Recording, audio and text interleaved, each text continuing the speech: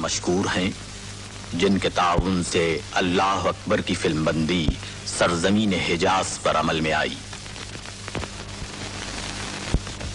بسم اللہ الرحمن الرحیم۔ شروع کرتا ہوں اللہ کے نام سے جو بڑا مہربان نہایت رحم والا ہے۔ اے خاصِ خاصان رسل وقت دعا ہے، امت پہ تیری آ کے عجب وقت پڑا ہے۔ جو دین بڑی شان سے نکلا تھا وطن سے،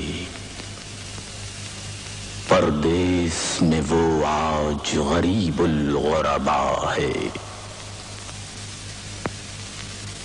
جس دین نے تھے غیروں کے دل لا کے ملائے، اس دین میں خود بھائی سے اب بھائی جدا ہے۔ جو دین کے ہمدرد بنی نوع بشر تھا، اب جنگ و جدل چاروں طرف اس میں بپا ہے۔ وہ دین ہوئی بزم جہاں جس سے چراغاں، اب اس کی مجالس میں نہ بتی نہ دیا ہے۔ جو تفرق اقوام کے آیا تھا مٹانے، اس دین میں خود تفرقہ اب آ کے پڑا ہے۔ ڈر ہے کہیں یہ نام بھی مٹ جائے نہ آخر، مدت سے اسے دور زماں میٹ رہا ہے۔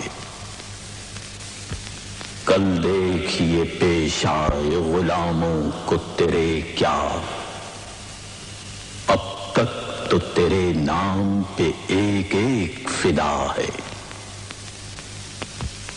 فریاد ہے کشتی امت کے نگہباں، فریاد ہے کشتی امت کے نگہباں، بیڑا یہ تباہی کے قریبان لگا ہے۔ تدبیر سنبھلنے کی نہیں کوئی ہماری، ہاں ایک دعا تیری کہ مقبول خدا ہے۔ اعوذ باللہ من الشیطان الرجیم، بسم اللہ الرحمن الرحیم۔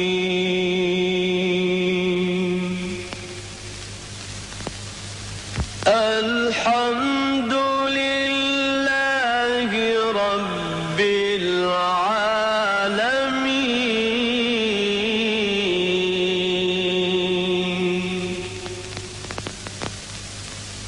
الرحمن الرحیم، مالک یوم الدین،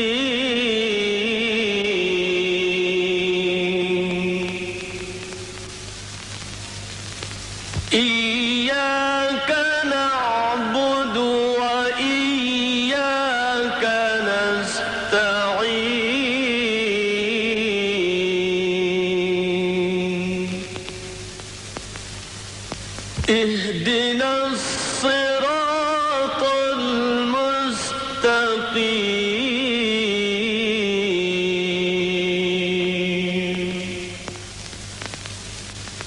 صراط الذين أنعمت عليهم غير المغضوب عليهم ولا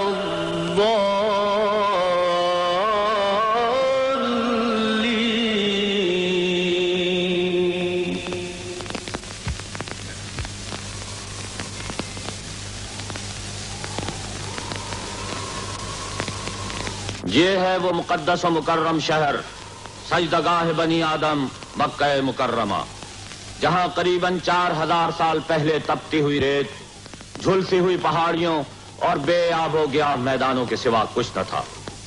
4000 سال پہلے اسی وادی بطحا کی جلتی ہوئی زمین نے ابو الانبیاء حضرت ابراہیم علیہ السلام کے قدموں کو بوسہ دیا۔ اسی ویرانے میں خدائے بزرگ و برتر کے حکم کی تعمیل میں حضرت ابراہیم نے اپنے پیارے بیٹے حضرت اسماعیل اور چہیتی بیوی حضرت ہاجرہ کو چھوڑا۔ حضرت ہاجرہ نے اپنے محبوب شوہر کا دامن تھام کر پوچھا، اس ہولناک ویرانے میں آپ ہمیں کس کے سہارے چھوڑے جا رہے ہیں؟ حضرت ابراہیم نے بھررائی ہوئی آواز میں جواب دیا، اللہ پر۔ پیغمبر کی زبان سے یہ الفاظ سن کر حضرت ہاجرہ نے فرمایا، اگر آپ نے ہمیں اللہ کے سہارے چھوڑا ہے تو جائیے، خدا ہمیں ضائع نہیں کرے گا۔ مکہ مکرمہ کے پہلو میں یہ ہے مینا کا وہ تاریخی مقام جو حضرت ابراہیم علیہ السلام کے دور میں غیر آباد تھا۔ ہزاروں سال پہلے کی بات ہے، حضرت اسماعیل کا بھی لڑکپن ہی تھا کہ خدا ذوالجلال نے حضرت ابراہیم کو بیٹے کی قربانی کا حکم دیا۔ یہاں ہے منہر ابراہیم جو قربان گاہ حضرت اسماعیل ہے، یہاں ہے وہ جگہ جسے آج بھی آسمان چشم حیرت سے دیکھتا ہے، یہاں ہے وہ قربان گاہ جو ہزاروں سال سے خدا کی شان کریمی پر نذرانہ عقیدت پیش کرتی رہی۔ اسی پہاڑی کے دامن میں عشق الہی میں سرشار خلیل رب جلیل حضرت ابراہیم نے اپنے جگر گوشے کو لٹایا۔ آسمان سے جھانکنے والے فرشتوں کی نظریں ساکت ہو گئیں، کائنات کی نبضیں ڈوبنے لگیں۔ اچانک زمین و آسمان پر ایک لرزہ طاری ہوا، پہاڑوں کے جگر کانپ اٹھے۔ یہ ہے مقتل اسماعیل جہاں وہ لیٹ چکے تھے۔ آپ نے چھری اٹھائی اور بیٹے کے گلے پر پھیر دی۔ آسمان کی بلندیوں سے ندا آئی، ابراہیم بس کرو، تمہاری قربانی قبول ہوئی۔ رحمت الہی جوش میں آئی اور اپنے بندوں کی اطاعت گزاری پر مسکرا اٹھی۔ جہاں حضرت اسماعیل لیٹے تھے اس جگہ دمبہ ذبح ہو چکا تھا۔ حضرت ابراہیم خلیل اللہ اور حضرت اسماعیل ذبیح اللہ امتحان میں سرخ روح ہو چکے تھے۔ رب ذوالجلال نے تعمیر کعبہ کا حکم فرمایا۔ ایک روایت کے مطابق سب سے پہلے خانہ کعبہ کی تعمیر حضرت آدم علیہ السلام کی پیدائش سے قبل ہوئی۔ حضرت نوح کے طوفان کے وقت آسمان پر اٹھا لیا گیا اور اب پروردگار عالم کے حکم سے حضرت ابراہیم خلیل اللہ اور حضرت اسماعیل ذبیح اللہ نے خانہ کعبہ کی تعمیر شروع کی، جس کا نقشہ حضرت جبریل علیہ السلام نے بتایا۔ جب بیت اللہ کی تعمیر مکمل ہو گئی تو باپ اور بیٹے نے خانہ کعبہ کا طواف کیا۔ رب العالمین کو اپنے پیارے بندوں کی ادائے شکرانہ کچھ ایسی پسند آئی کہ اس نے طواف کعبہ کو بنی آدم کی فلاح و نجات کا ذریعہ بنا دیا اور حکم دیا کہ تمام بنی آدم کو اس مرکز توحید پر جمع کرو۔ حضرت ابراہیم اللہ کے حکم سے جبل ابو قبیس پر چڑھے اور دنیا کے بسنے والوں کو حج کی دعوت دی۔ جس کو آسمان اور زمین کے درمیان ہر چیز نے سنا اور لبیک کہا، لبیک اللہم لبیک، لبیک اللہم لبیک، لبیک لا شریک لک لبیک، ان الحمد والنعمت لک والملک لا شریک لک۔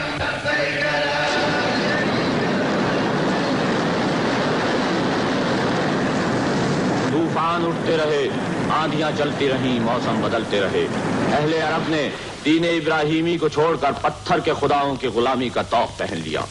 نبوت اور رسالت کی شمع روشن ہوتی رہیں، آسمانی صحیفے اترتے رہے، آل ابراہیم کو نیکی کے سبق ملتے رہے۔